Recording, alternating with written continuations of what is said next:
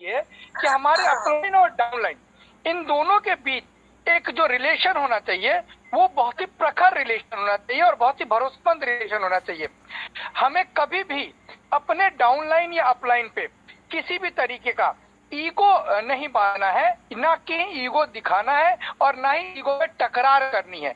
समझिए कि upline downline का रिलेशन जो होता है एक बहुत ही अच्छे मित्र के समान होता है। मैं बाप बेटा नहीं कहूंगा कि बाप बेटे में भी टकरार हो जाती है।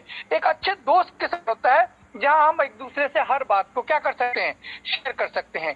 तो अगर आपकी कुछ टीम है, कुछ लेवल अगर आपका बना हुआ है, तो मैं आपसे ये रिक्वेस्ट करूंगा, आपको मैं ये सजेस्ट करूंगा कि कम से कम अपने टीममेट के साथ किसी न किसी माध्यम से उनसे कम्युनिकेट करिए।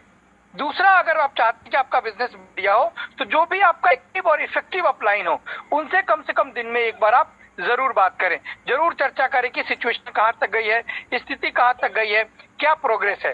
तीसरी बात मैं आपको बताऊंगा कि आप अपनी टीम के जो भी लोग हैं उनके साथ किसी न किसी तरीके से ये ग्रुप मीटिंग की प्लानिंग जरूर करें, जिससे कि क्या होगा कि हर आदमी को एक प्रॉपर इंफॉर्मेशन जो है आप देते रहेंगे। एक्चुअल में असली दिक्कत कहाँ होती है, असली दिक्कत वहां होती है जहां लोगों को सही जानकारी ना मिल पाए। अगर सही जानकारी नहीं मिलती है तो वो जानकारी का तलाश करते हैं, वो फिर इधर उधर किसी यूट्यूब चैनल में जाएंगे, किसी ग्रुप में जाएंगे, कहीं से कुछ भी लेके आएंगे और उसी को सच मानेंगे, क्योंकि हम और आप जो है उनको सही अगर जानकारी नहीं दे पा रहे हैं। इसके अलावा मैं आपको बताऊं कि अगर आपके पास इस सिस्टम की जानकारी नहीं है तो डेफिनेटली आप इस सिस्टम की जानकारी जो है वो अपने एक्टिव अपलाइन से लें और वो आपको ये सारी सिस्टम की जानकारी जो देंगे। चौथी बात आपको जो इस सिस्टम के बारे में ध्यान रखनी है वो ये ध्यान रखनी है कि ये जो सिस्टम है ये न्यू रेवोल्यूशन है, ये नई क्रांति है।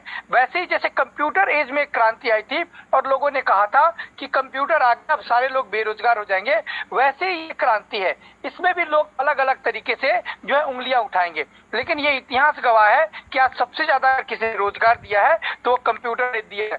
किसी का एक छोटा लैपटॉप और पीसी है तो गांव में आप जाके देखिए वो अपने घर के सामने एक टेबल कुर्सी लगा के बैठ गया है, तो पैन कार्ड बना रहा है, रेलवे का रिजर्वेशन कर रहा है, किसी का जन्म प्रमाण पत्र बना रहा है, किसी का जाति बना रहा है, किसी का निवास प्रमाण पत्र, ये सारी चीजें वेरियस जगहों पे अप्लाई कर रहा है और वो वहां पे एक रोजगार के माध्यम से अपने आप को अपने घर को सरवाइव कर रहा है। मैं आपको सिर्फ इतना ही बताना चाहूंगा कि आपको बस ये जानने की जरूरत है कि जिस कंप्यूटर पे हम लोगों ने उंगली उठाया था कि ये कंप्यूटर सबको बेरोजगार कर देगा, वो कंप्यूटर आज सबसे ज्यादा रोजगार का कारण है। ठीक उसी तरीके से किसी भी चीज का जब सृजन होता है, जब कोई चीज आगे बढ़ने की शुरू होती है तो लोग सबसे पहले क्या करते हैं, उस पर कटाक्ष करते हैं।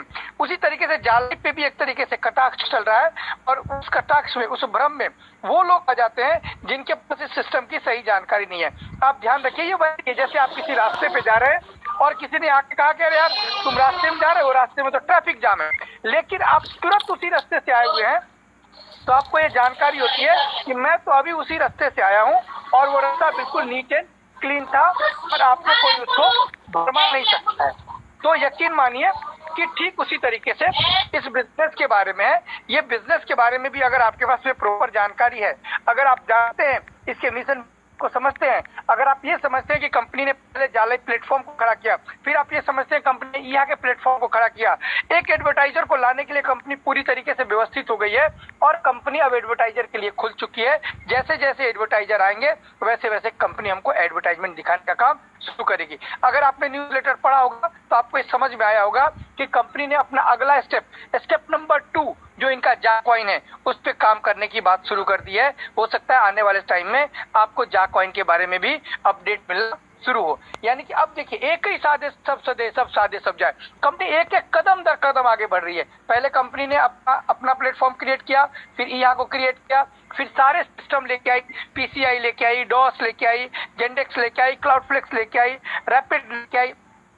ये सारी व्यवस्था करने के बाद जब उसको लगा कि अब हम एडवर्टाइजमेंट दिखाने के लिए पूरी तरीके से तैयार हैं, उसके बाद कंपनी ने अपने आप को तैयार किया कि अब हम जाकॉइन की तरफ बढ़ रहे हैं और जाकॉइन के बाद कंपनी धीरे धीरे अपने आप को शेयर्स और की तरफ भी लेके जाएगी। बस आपको मैं सिर्फ एक ही सलाह दूंगा कि इसके माध्यम की 2 काम करना है। पहली बात कि किसी भी अपलाइन डाउनलाइन के साथ अकाउंटेबिलिटी मेंटेन करिए, यानी कि पैसे का लेन देन बिल्कुल ना करें। जो जितना काम आपको दिया है उस काम को करें। अगर किसी ने आपको पैसा दिया केवाईसी करने के लिए तो उसको समय से केवाईसी करें। अगर किसी कारणवश आप उस केवाईसी को नहीं कर पा रहे हैं या थोड़ा समय लग रहा है तो आप उनको सही जानकारी दें कि दोस्त इस वजह से आपकी केवाईसी नहीं हो पा रही है, मुझे थोड़ा समय दें, मैं इतने समय के अंदर आपकी केवाईसी को अप टू डेट कर दूंगा। कई लोगों को मैंने देखा कि वो गलत पैसे मांगते हैं। कई लोग मेरे साथ चैट में भी कह कि मेरे अपलाइन ने मुझसे इतना पैसा मांगा, इसके कितने पैसे हुए। तो आप ये भी ध्यान रखना है कि जब वो बंदा इस चीज को जान जाएगा तो आने वाले टाइम में आपके और उसके रिलेशन में कहीं ना कहीं खटास हो जाएगी। उसको ये समझ में आ जाएगा कि आप जो है उसके साथ चीट कर रहे थे। तो इस चीज को समझिए और इस बिजनेस को आप सीनेट तरीके से करिए, लेकिन मेरी सलाह यह है कि आप इस बिजनेस को पार्ट टाइम में करिए। आपने देखा होगा इधर बहुत दिनों से मैं मीटिंग में बहुत कम टाइम के लिए आता हूँ, ठीक है। एक टाइम तक जब हम लोग रेगुलर मीटिंग में यूज करते थे, काफी टाइम तक रहते थे, क्योंकि मैं भी इसको पार्ट टाइम में करता हूँ। मैं टाइम निकालता हूँ, एक स्लॉट घंटा निकालता हूँ इस बिजनेस को करने के लिए, कुछ लोगों से बात करने के लिए।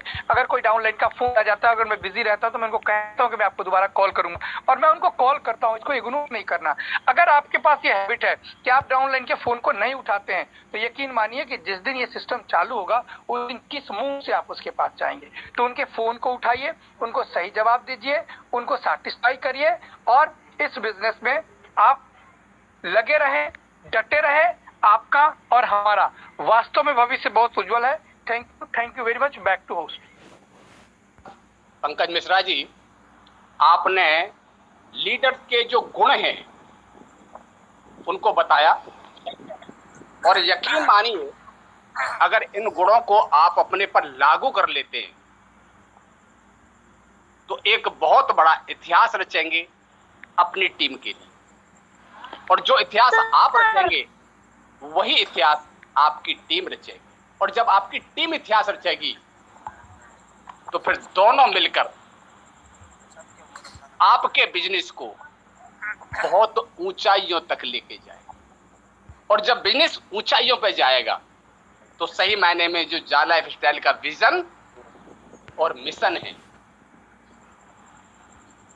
हर आदमी एक दूसरे की मदद कर रहा हो, और मदद के साथ साथ फिर जाला लाइफस्टाइल की जो सोच है, जो बड़ी सोच है कि जीवन शैली हर आदमी की बेहतर से बेहतर हो जाए, बेहतरीन बन जाए, ये टोटल डिपेंड करता है आपकी सोच के ऊपर, आपकी मेहनत के ऊपर, आपकी टीम के ऊपर। और सबका जो केंद्र बिंदु है वो सिर्फ और सिर्फ आप ही है।